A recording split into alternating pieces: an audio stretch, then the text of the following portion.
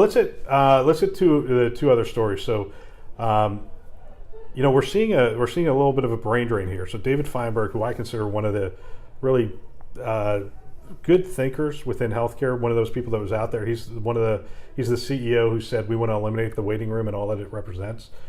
And for a CEO to say that was a pretty big deal, because what it represents is that the physician's time is the most important thing, and we're going to queue people up and make it inconvenient for them because we want to queue up physicians' time. So this is a CEO saying, hey, you know what, we're going to eliminate that waiting room. Not necessarily because we don't value the physician's time, but we value our patient's time as well. He was bringing genomics into the primary care area. So really forward thinking. Toby Cosgrove, former CEO from Cleveland Clinic, is at Google as well. So David Feinberg is at Google now. Toby Cosgrove is at Google. Atul Gawande, we know, went to Amazon, Berkshire, JPM. It feels to me a little bit like this is signaling that they're looking at it going, hey, you know what? There's only so much I can do within a health system. Potentially this is what, I don't know. I don't know what's going on in their heads. I would love to interview any of those three. But potentially what they're looking at it going, I think I could have a bigger impact there.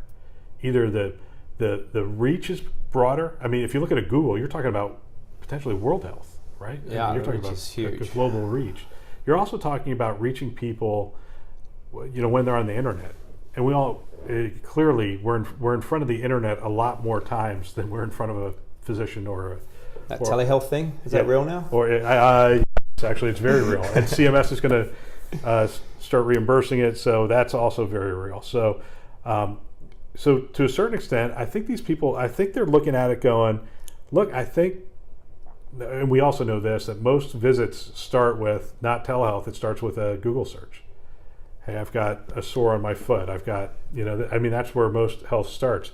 So if you're Feinberg and Cosgrove and they come to you and say, look, let us give you a little picture into what we have access to, I think anyone who's creative and whatnot is going to look at that and go, oh gosh, we could really impact global health, as opposed to, say, Cleveland Clinic. Even though they're pretty broad, they're within a certain set of markets. And Geisinger's only really Pennsylvania and I think a little bit of Jersey, maybe some New York. But essentially that's the market they're in. And so they see this greater opportunity. Do you think we're going to see a lot of the innovation? I mean, now that you have these people going over there, do you think we're going to see these companies finally get really focused and really understand healthcare and how to apply these technologies?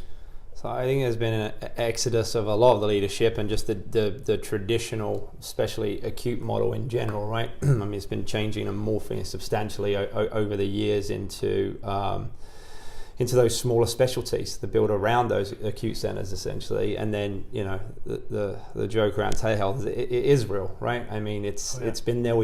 I've used it. I'm sure you've used it, and we've deployed systems that we know, the numbers are there now. So I guess the question, I feel it could go one or two ways, because this is a hard industry to change in terms of just big healthcare, population health management, right? Big numbers.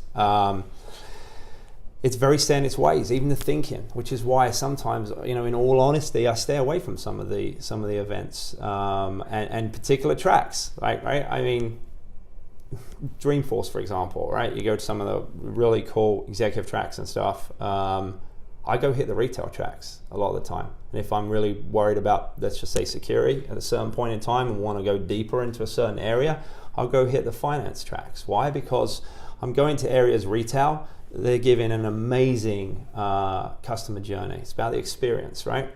Finance, well, there's no one that cares more about the security of the information than some of those finance houses, right? So I guess my concern is, does healthcare just talk about thinking outside the box and doing things differently? Have we really moved far enough in the last 8 years that I've been at it? I would probably say no, in all honesty. Certain pockets have, certain companies you've seen move the mark a little bit, but it's only when I think these big changes in leadership happen that you'll see some changes for the better. With that said, Google, Amazon, I mean, I love some of the stuff I'm up to with them. It's great, and there are these little innovative pockets. But on the flip side, are they also too big to be as myopically focused in that area that they need to be? Right.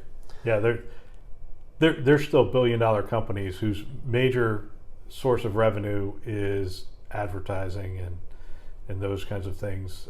Google search and advertising is still their, I think it's like 90% of their revenue. I mean, it's a significant number. It's huge. So this is play. They want to be disruptive, right?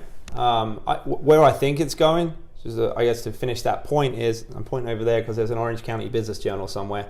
There's I can't remember the name of the clinic that opened up, but it's technology-based membership, primary care physician office essentially. No insurance. You go in, you pay your membership fee. It's funded by, I think, Benioff is one of the financiers. There's one that was up in San Fran, and one that just popped open down Fashion Island here.